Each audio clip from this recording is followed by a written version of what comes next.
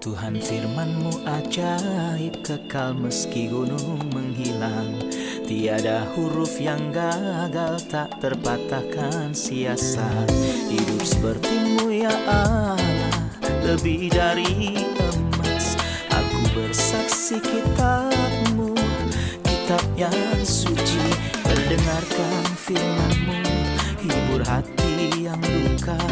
Terangilah langkahku kemanapun ku pergi. Biarkanlah firman-Mu berkuasa atasku. Ubahkanku, bebaskanku, ku mau menyenangkan-Mu. Tuhan firman-Mu ajaib, kekal meski gunung menghilang.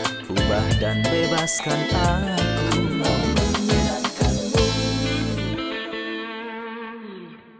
Salam jumpa pemirsa terkasih, saya menyambut Anda sekalian dimanapun Anda berada dalam episode terbaru program studi harian kita, Semua Kitab Suci. Kita masih mempelajari kitab Ayub, kitab puisi pertama, dan kita telah tiba di pasal 32 dan 33. Dalam pasal-pasal sebelumnya kita berhenti pada saat Ayub menyebutkan segala perbuatan baik yang telah ia lakukan dan perbuatan-perbuatan jahat yang ia hindari. Dalam hal ini ia sedang membenarkan dirinya dan menuduh Allah yang salah, bahwa Allah yang sedang menghajar dia lebih daripada yang seharusnya, karena ia pantas dipuji bukannya menderita. Di awal episode izinkan saya untuk menyambut para tamu kehormatan di studio, para hamba Tuhan, Dr. Fayez Fuad, selamat Terima datang. kasih.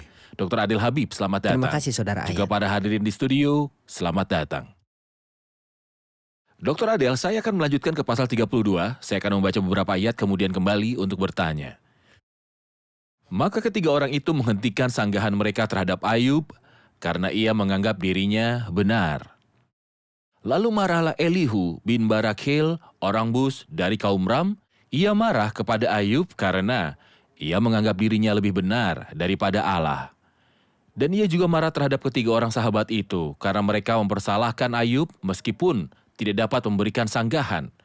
Elihu menangguhkan bicaranya dengan Ayub karena mereka lebih tua daripada dia. Tetapi setelah dilihatnya bahwa mulut ketiga orang itu tidak lagi memberi sanggahan, maka marahlah ia. Saya ingin mendengarkan komentar-komentar Anda tentang latar belakang kemunculan Elihu dalam peristiwa ini dan mengapa ketiga pria ini tetap berdiam diri. Di sini Saudara Ayat untuk mengakhiri percakapan yang panjang antara Ayub dan teman-temannya yang memenuhi hampir seluruh kitab ini sekitar 29 pasal. Dan dimulai dari pasal 32, Elihu memulai sebuah pembicaraan yang baru yang memenuhi 6 pasal dari pasal 32 sampai pasal 37. Satu monolog yang Ayub tidak interupsi sama sekali. Saya melihat dalam karakter Elihu kita mempelajari sebuah simbol dan gambaran dari Tuhan Yesus Kristus dalam lebih dari satu aspek. Ada paling sedikit 3 aspek dalam bagian yang baru saja kita baca. Pertama ialah Elihu yang adalah anak Barakhel orang Bus dari kaum Ram. Elihu artinya ia adalah Allahku atau Allah sendiri. Barakhel artinya diberkati. Orang Bus artinya menganggap hina. Ram artinya tinggi. Dan di sini kita melihat gambaran Kristus yang agung. Allah yang dinyatakan dalam manusia. Allah yang mengatasi semuanya, selama-lamanya diberkatilah Allah. Dan agar Kristus dapat menggenapi keselamatan, ia harus menjawab rupa seorang hamba menampakkan diri sebagai seorang manusia. Dianggap hina lalu kemudian mati di kayu salib. Sesudah itu Allah sangat memuliakan dia. Di sisi lain kita melihat bahwa Elihu membisu di sepanjang 29 pasal sebelumnya dan ia tetap membisu dan pada akhirnya ia berbicara. Mengingatkan saya satu insiden dalam kehidupan Kristus ketika ia berusia 12 tahun di bait suci. Ia mendengarkan para tua-tua, pertama-tama ia mendengar, lalu ia bertanya. Namun hal ketiga yang saya suka tentang Elihu adalah kemunculannya. Elihu muncul setelah ketiga temannya itu gagal. Dalam percakapan yang berkepanjangan dengan Ayub, itulah saat Elihu muncul. Allah membuat zaman bagi manusia, zaman yang berbeda dimulai dari zaman tanpa dosa, diakhiri dengan zaman hukum Taurat, dan dalam semua zaman ini manusia gagal di sepanjang jalan. Itu sebabnya Kristus harus datang menyelesaikan masalah ini. Dituliskan tetapi setelah genap waktunya maka Allah mengutus anaknya yang lahir dari seorang perempuan dan takluk kepada hukum Taurat. Ia diutus untuk menebus yang takluk pada hukum Taurat. Dr. Faiz, kita tahu sekarang bahwa Elihu entah bagaimana melambangkan Tuhan Yesus Kristus. Setelah setiap orang menjadi diam, kemudian Allah berbicara, dan ketika Allah berbicara, ia melakukan lewat putranya. Jadi di sini, Elihu sedang berbicara untuk menyatakan pemikiran Allah terhadap penderitaan yang dirasakan Ayub. Saya ingin mendengar komentar-komentar Anda tentang pasal 6 sampai akhir pasal. Khususnya bagian ketika Elihu menantikan hikmat dari yang sudah banyak tahunnya, dari para tua-tua, dan ia tidak dapat menemukan hikmat dalam diri para tua-tua, orang yang lanjut usia. Jadi dia mulai membicarakan hikmat. Pada faktanya dalam ayat-ayat ini, ada beberapa butir tentang Elihu yang buktikan bahwa Elihu melambangkan Tuhan Yesus Kristus seperti yang baru kita dengar, bukan hanya namanya dan waktu kemunculannya, tapi juga fakta bahwa ia berusia muda. Itulah sebabnya ia tetap membisu, memberikan kesempatan kepada para tua-tua untuk berbicara karena mereka mungkin dapat menyelesaikan masalahnya. Dan seperti Dr. Adel baru katakan, ini mengingat kita tentang Tuhan Yesus Kristus ketika ia tetap membisu. Di bait suci ketika ia berusia 12 tahun. Ia biarkan para tua-tua berbicara. Ia mendengarkan mereka dan mengajukan pertanyaan pada mereka. Saat mereka tidak mampu menjawab pertanyaannya, dialah yang menjawab. Mereka sangat heran akan kecerdasannya dan segala jawaban yang diberikannya. Jadi di sini kita dapat melihat bahwa Elihu membisu. Menurut pasal ini, ia ada di sana sejak saat teman-temannya ada di sana, tetapi ia tetap diam. Ia membiarkan para tua-tua berbicara dan pada akhirnya ia berkata bahwa ia telah memberikan kesempatan kepada yang lebih banyak umurnya untuk berbicara dan berkata, aku masih muda dan kamu sudah berumur tinggi. Oleh sebab itu, aku malu dan takut mengungkapkan pendapatku kepadamu. Pikirku biarlah yang sudah lanjut usianya berbicara dan yang sudah banyak jumlah tahunnya memaparkan hikmat, namun itu bukan tentang masalah umur sama sekali. Saat ia melanjutkan bukan orang yang lanjut umurnya, yang mempunyai hikmat, bukan orang yang sudah tua yang mengerti keadilan. Itu bukan masalah umur, yang mengingatkan saya bukan hanya pada saat Kristus berdiam diri di antara para tua-tua pada saat ia berusia 12 tahun, tapi juga mengingatkan bahwa perbuatan terbaik yang Tuhan Yesus pernah lakukan dan yang terbesar di sepanjang sejarah telah diselesaikan oleh Kristus saat ia berusia 33,5 tahun persisnya.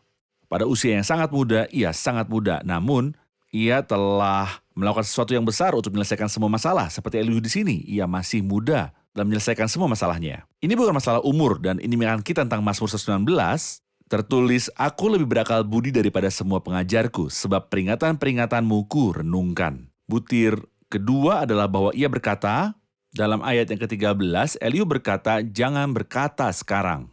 Kami sudah mendapatkan hikmat. Ia minta mereka untuk tidak menyombongkan diri tentang menemukan hikmat karena hanya Allah yang dapat mengalahkan dia. Bukan manusia, Allah mampu membungkam dia. Bukan hikmat manusia, bukan manusia yang dapat mengalahkan manusia dan meyakinkan dia bahwa ia membutuhkan kebenaran Allah, tapi hal-hal yang Allah Dr. sediakan. Faiz, kita tidak dapat menyangkal fakta bahwa para leluhur memiliki sejenis hikmat. Saya ingin menarik sebuah analogi antara hikmat yang dimiliki para tua-tua yang tidak sesuai bagi Ayub dan kebutuhan Ayub akan jenis hikmat yang lain. Mari kita bandingkan dua hikmat di sini. Mereka bergantung pada pengalaman yang mereka peroleh di sepanjang hidup mereka. Salah satu dari mereka adalah Elifas orang Teman. Ia menyebut pengalaman yang ia peroleh di sepanjang hidupnya. Yang percaya apa yang telah ia peroleh, pengalaman-pengalamannya sendiri. Bildad orang Sua menyarankan agar mereka melihat dengan pandangan yang lebih luas. Mereka dapat mempercayai pengalaman orang-orang lain. Mereka dapat bertanya dan percaya para leluhur yang telah hidup di zaman yang lama sekali untuk mempertimbangkan hal yang ditemukan oleh leluhur mereka. Jadi itu bisa tentang kepercayaan diri sendiri atau keyakinan pada orang-orang lain. Namun pada faktanya itu tidak akan berhasil untuk mempercayai diri sendiri atau bahkan orang lain. Tidak ada lagi selain satu hal yang dapat kita percaya, yaitu Allah sendiri dan firman-Nya. Dialah satu-satunya orang dan sumber untuk mempelajari hikmat yang nyata, yaitu firman Allah. Baik, kita akan rehat sekarang dan sesudah itu kita akan mendengarkan komentar-komentar Anda untuk ayat 17, di mana tertulis, aku pun hendak memberi sanggahan pada giliranku, aku pun akan mengemukakan pendapatku. Karena aku tumpat dengan kata-kata. Kita lanjutkan setelah rehat. Pemirsa terkasih, kami akan segera kembali setelah rehat. Ayub berbicara tentang beberapa dosa dan mereka yang telah melakukan dosa-dosa itu. Namun mereka bebas darinya, dan ia mengusahakan hukuman atas orang-orang itu. Ia bersikeras mempertahankan kebenarannya sendiri di hadapan Allah. Ia bahkan meminta kepada Allah agar mengukurnya di atas timbangannya untuk mengetahui integritasnya. Dan semua yang ia katakan benar, dan Ayub tidak melakukan dosa-dosa seperti itu, tetapi ia menderita penyakit kesombongan. Itu adalah titik kelam dalam hidupnya.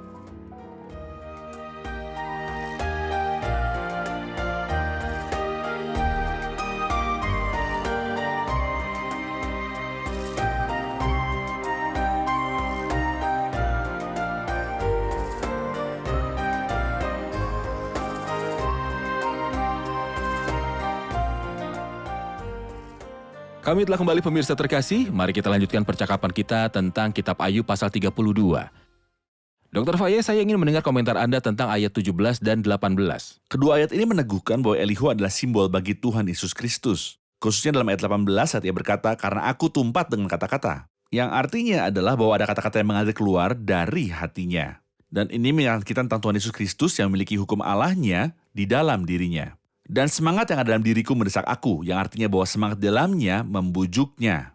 Kristus tidak mengucapkan sepatah kata pun selain oleh kuasa Roh Kudus. Jadi Roh Kudus memiliki pernyataan-pernyataan yang digunakan di sini untuk menghadirkan Elihu bagi kita sebagai sebuah simbol bagi Kristus. Bagus sekali. Tentunya hadirin punya pertanyaan. Sekarang kita melihat bahwa Elihu muncul setelah lama menunggu dan membiarkan para tua-tua berbicara dalam jangka waktu yang lama dan ia mengawasi mereka mengatakan hal-hal yang salah. Bagaimana jika kita sekarang menemukan beberapa tua-tua yang memiliki sejenis posisi religius yang memberikan informasi palsu tentang Allah kepada seseorang dan semua itu mengganggu mereka? Haruskah saya meninggalkan atau menginterupsi mereka atau seharusnya? Pada skala yang sama, jika seseorang dengan status religius yang tinggi sedang berbicara dengan tidak akurat dan memberi informasi yang salah, haruskah kita ikut campur? Haruskah kita berbicara? Atau tetap diam seperti Elihu? Sangatlah bijak cara Elihu berurusan dengan situasi tersebut. Ia biarkan ketiga temannya menyelesaikan pembicaraan mereka. Barulah setelah itu ia berbicara. Itu sebabnya Alkitab berbicara tentang seorang yang bijak, yang tidak tergesa-gesa berbicara. Ada tertulis orang yang berpengetahuan menahan perkataannya. Saya tidak boleh menginterupsi, melainkan sebaiknya menunggu sampai mereka selesai berbicara, lalu kemudian saya bicara. Bagus sekali. Saudara Adel, dalam ayat-ayat pertama dari pasal 33. Akan tetapi sekarang, hai Ayub, dengarkanlah bicaraku, dan bukalah telingamu kepada segala perkataanku. Ketahuilah mulutku telah kubuka. Lidahku di bawah langit-langitku berbicara, perkataanku keluar dari hati yang jujur. Dan bibirku menyatakan dengan terang apa yang diketahui. Roh Allah telah membuat aku dan nafas yang maha kuasa membuat aku hidup. Jikalau engkau dapat, jawablah aku. Bersiaplah engkau menghadapi aku. Pertahankanlah dirimu. Sesungguhnya aku sebagai juru bicaramu di hadapan Allah. Aku pun dibentuk dari tanah liat. Jadi engkau tak usah ditimpa kegentaran terhadap aku. Tekananku terhadap engkau tidak akan berat. Apa yang Elihu maksudkan dengan kata-kata itu? Saya akan berhenti di dua hal.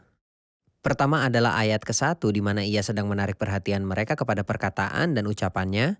Ketika ia berkata, namun tolong Ayub, dengarkanlah bicaraku dan bukalah telingamu kepada segala perkataanku. Seperti yang kita ketahui bahwa Elihu adalah simbol Kristus, dan Kristus berbeda daripada semua nabi. Karena nabi-nabi seperti Tuhan berkata, namun satu-satunya orang yang mengatakan perkataannya sendiri adalah Kristus. Dan yang sering ia katakan adalah, aku berkata kepadamu sesungguhnya. Yang kedua adalah tentang yang dia katakan dalam ayat ketiga. Perkataanku keluar dari hati yang jujur.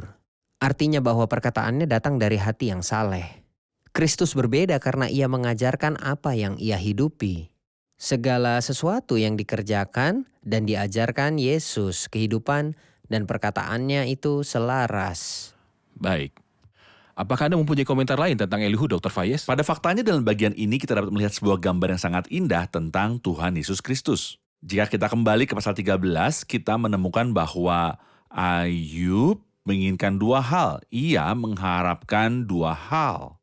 Ia berharap bahwa Tuhan akan menarik diri jauh darinya karena ketakutannya membuatnya takut. Namun ia berharap bahwa Tuhan akan mendekatinya sehingga ia dapat berbicara dan merunding dengannya. Kedua harapannya berlawanan, keduanya tidak bisa terjadi bebarengan. Haruskah Tuhan mundur atau mendekat?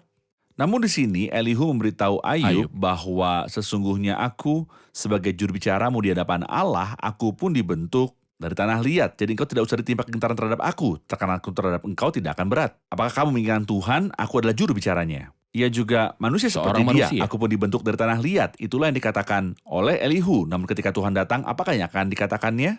Ia tidak akan berkata, akulah juru bicaramu di hadapan Allah, tapi sebaliknya akulah Allah yang mendekat kepadamu. Tapi sebuah tubuh dipersiapkannya bagiku. Aku datang dalam wujud manusia sebagaimana adanya manusia itu, meskipun menjadi Allah dalam segala hal tentang Allah. Itulah sebabnya. Jadi engkau tidak usah ditimpa kegentaran terhadap aku, tekananku terhadap engkau tidak akan berat. Ia mendekat kepada kita dan kita berbicara dengannya, tanpa rasa takut kepadanya. Baik, jadi di sini kita sedang makin dekat dengan solusinya, karena ini merujuk kepada Kristus, sang penengah yang Ayub cari. Wasit yang akan datang dan menumpangkan tangannya ke atas mereka berdua. Ia adalah Allah yang menyatakan diri dalam wujud manusia. Elihu berkata, aku juga dibuat dari tanah liat. Ini merujuk sisi kemanusiaan Kristus, sisi manusianya. Dr. Fayez, saya akan mengajukan pertanyaan tentang ayat 8-22, tetapi engkau telah berbicara dekat telingaku dan ucapan-ucapanmu telah kudengar. Bunyinya, aku bersih, aku tidak melakukan pelanggaran, aku suci. Aku tidak ada kesalahan, tetapi ia mendapat alasan terhadap aku. Ia menganggap aku sebagai musuhnya. Ia memasukkan kakiku ke dalam pasung. Ia mengawasi segala jalanku. Lihat, dalam ini kamu tidak benar. Aku akan menjawabmu karena Allah lebih besar daripada manusia. Mengapa kamu berselisih dengannya? Karena ia tidak memberikan pertanggung-jawaban atas firman-Nya. Ya, Mohon jelaskan ayat-ayat ini. bagian ini mengingat saya tentang dua hal. Hal pertama bahwa pelayanan Elihu yang berguna bagi Ayub dan menyelesaikan semua masalahnya mempunyai dua ciri pembeda penting. Yang pertama adalah kebenaran dan yang kedua adalah kasih karunia. Dan teman-teman Ayub memberitahu dia kebenaran. Dan saya berani berkata bahwa teman-teman Ayub memberitahu dia sebagian dari kebenaran, bukan seluruh kebenaran. Mereka memberitahu dia bahwa Allah menentang siapapun yang melanggar. Kapan dan bagaimana? Tuhan mungkin sabar dan tidak akan menentang mereka yang melanggar sampai orang yang melakukan kejahatan mati. Jadi sebagian dari kebenaran. Kebenaran sebagian bukanlah kebenaran ketika saya misalnya memberitahu Anda bahwa Allah itu Esa. Apakah ini benar atau sebagian benar? Ini sebagian dari kebenaran. Allah itu Esa tapi 3 pribadi. Untuk mengetahui seluruh kebenaran, semua fakta harus dihadirkan. Mereka mengatakan sebagian dari kebenaran dan menuntunnya untuk menyalahkan Tuhan dan berusaha untuk membenarkan dirinya sendiri. Tapi ketika Elihu berbicara, ia menyampaikan kasih karunia yang tidak mereka ketahui dan kebenaran. Kebenaran menuntun manusia untuk membuktikan dirinya bersalah. Kebenaran mendiagnosa penyakitnya. Hal itu menemukan masalahnya. Dan sebelum manusia gagal, kasih karunia menawarkan penyembuhnya. Menunjukkan penyembuhnya. Kebenaran menunjukkan realita tentang manusia sebagai orang yang tidak berdaya dan gagal, namun kasih karunia meyakinkan manusia dan memperkenalkan Allah kepadanya. Itulah sebabnya ketika Elihu mulai berbicara, ia tidak menyalahkan Ayub, melainkan ia menuntunnya untuk melakukan itu sendiri. Ia memberitahu Ayub bahwa ia telah mendengarnya mengatakan hal-hal. Ia tidak memberitahu dia bahwa ia bersalah, melainkan memberitahu dia bahwa ia telah mendengarnya berbicara, tapi engkau telah berbicara dekat telingaku. Dan ucapanmu telah kudengar. Bunyinya, aku bersih, aku tidak melakukan pelanggaran, aku suci, aku tidak ada kesalahan. Tetapi ia mendapat alasan terhadap aku. Ia menganggap aku sebagai musuhnya. Ia masukkan kakiku ke dalam pasung. Ia mengawasi segala jalanku. Apakah kamu mengatakan demikian? Ia melakukannya dalam pasal 27. Ia berkata, demi Allah yang hidup yang tidak memberi keadilan kepadaku dan demi yang maha kuasa yang memedikan hatiku. Ayub berkata bahwa Allah memperlakukan dia dengan salah, bukan? Ya, Elihu tidak memberitahu Ayub bahwa ia salah, ia hanya menanyakan tentang apa yang telah katakan dan ia memang mengatakan itu. Jadi apakah kamu berdosa atau tidak? Ia tidak benar-benar berkomentar. Seakan ia sedang membuktikan tuntutan, itu bukan cuma kata orang, tetapi ia sungguh-sungguh telah mendengarnya. Ya, Dan ini juga Dr. Fayez mengajari kita ketika kita campur tangan untuk menyelesaikan sebuah pertikaian, kita tidak boleh bergantung dari apa yang kita dengar dari orang. Melainkan pada apa yang kita periksa dan lihat dengan mata kita, ya. dan kita dengar. Dan Dan Tuhan membuktikan bahwa Ayub Tuhan bersalah. memberi kita 2 telinga untuk mendengar dari kedua sisi. Benar, benar. Kita rehat sejenak dan kembali untuk menjawab pertanyaan para hadirin. Pemirsa terkasih, kami akan kembali lagi setelah rehat, dan saya mendorong Anda untuk mengirimkan pertanyaan-pertanyaan Anda ke alamat-alamat yang muncul di layar selama rehat. Tetaplah bersama kami akan segera kembali.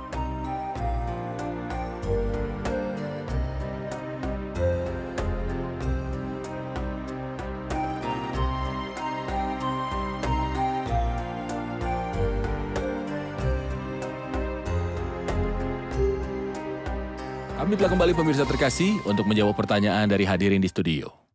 Pasal 33 ayat 4, Elihu berkata, Roh Allah telah membuat aku, dan nafas yang maha kuasa membuat aku hidup. Yohanes 1 menuliskan segala sesuatu dijadikan oleh dia dan tanpa dia tidak ada suatu pun yang telah jadi dari segala yang telah dijadikan. Bagaimana mungkin ia mengatakan bahwa Roh Allah telah membuat aku? Yang manakah dari 3 pribadi adalah Sang Pencipta, Bapa, Anak, atau Roh Kudus? Ada ayat-ayat dalam Alkitab yang membuktikan bahwa ketiga pribadi itu berpartisipasi dalam menciptakan. Apakah Bapa menciptakan? Ya. Oleh Dia Allah telah menjadikan alam semesta. Allah Anak juga, tanpa Dia tidak ada suatu pun yang telah jadi dari segala yang telah dijadikan. Roh Kudus pun juga ada tertulis apabila engkau mengirim rohmu mereka tercipta dan engkau membaharui muka bumi. Jadi ciptaan tidak terbatas pada pribadi anak saja, melainkan itu adalah sebuah tindakan berdaulat di mana ketiga pribadi ikut berpartisipasi. Kita juga tidak dapat melupakan ayat pertama. Dalam Alkitab, Allah ada menciptakan. mulanya Allah menciptakan. Elohim. Allah Sang Trinitas.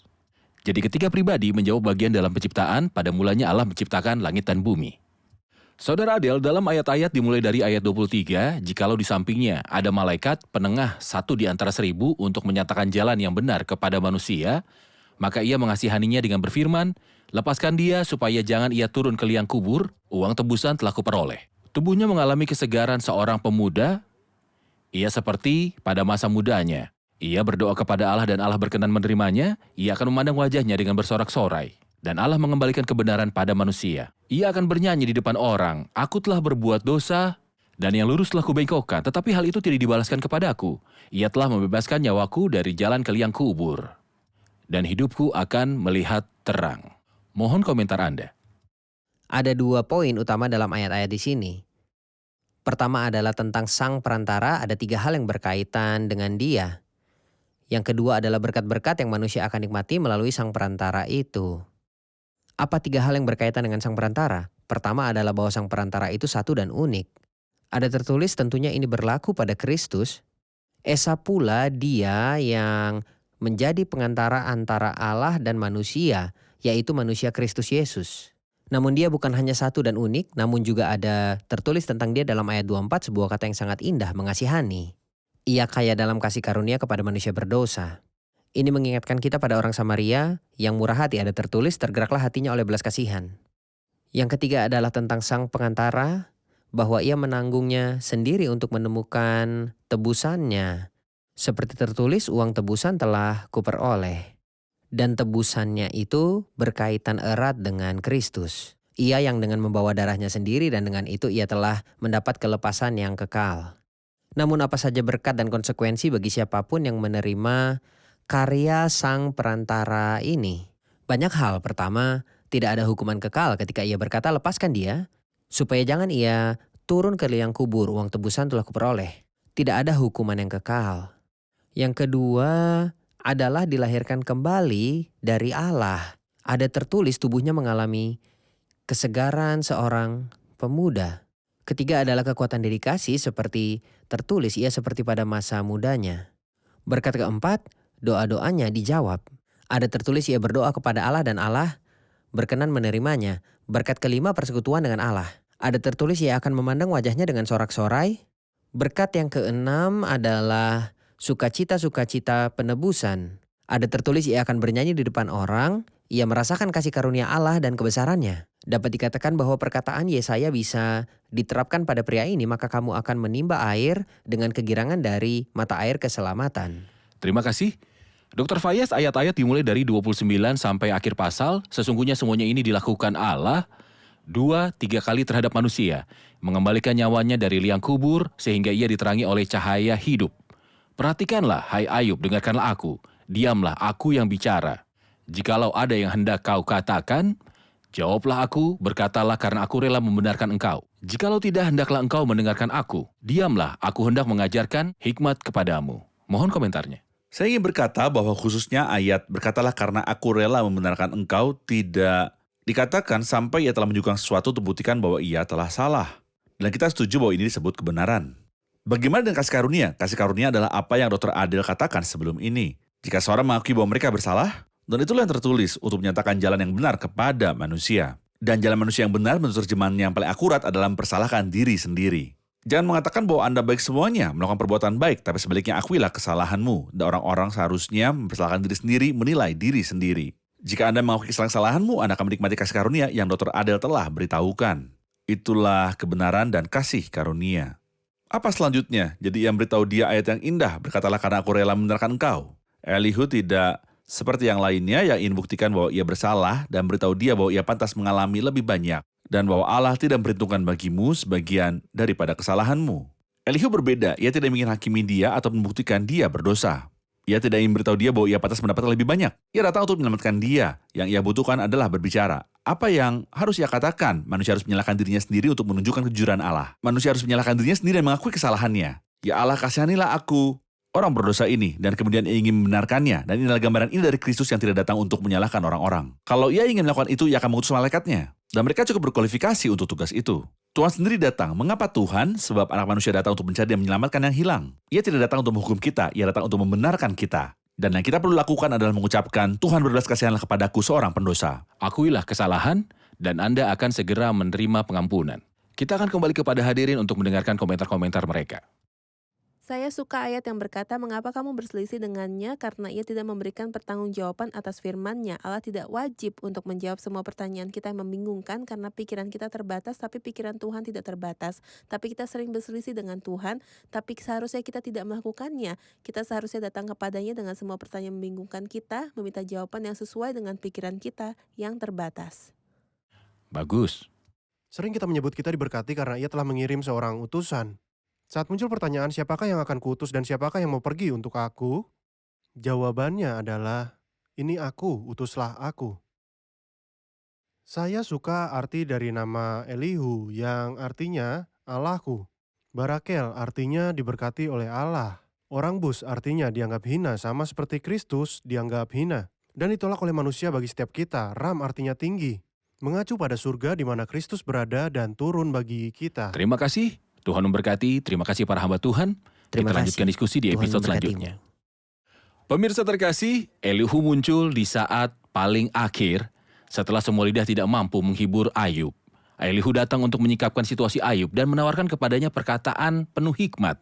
Dan setelah semua gagal untuk memulihkan manusia, dan manusia gagal memulihkan dirinya sendiri, firman Tuhan dalam Alkitab berkata, karena semua orang telah berbuat dosa dan telah kehilangan kemuliaan Allah, Allah pada akhirnya berbicara lewat putranya yang datang kepada kita. Firman itu telah menjadi manusia dan diam di antara kita. Dan Kristus menjadi pernyataan penuh final daripada Allah untuk menunjukkan pada kita siapakah Allah dan apa saja kebutuhan kita dan bahwa dialah yang akan menggenapi setiap kebutuhan-kebutuhan kita.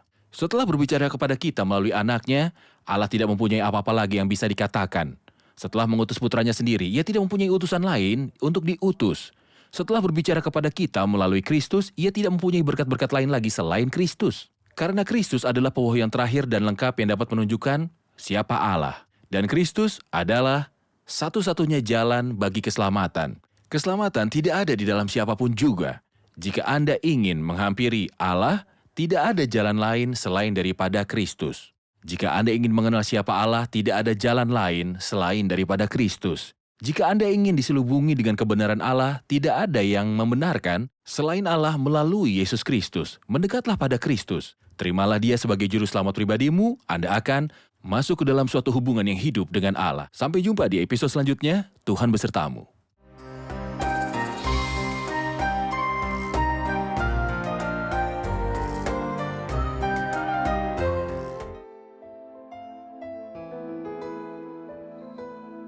Tuhan firman-Mu ajaib, kekal meski gunung menghilang. Tiada huruf yang gagal, tak terpatahkan sia-sia.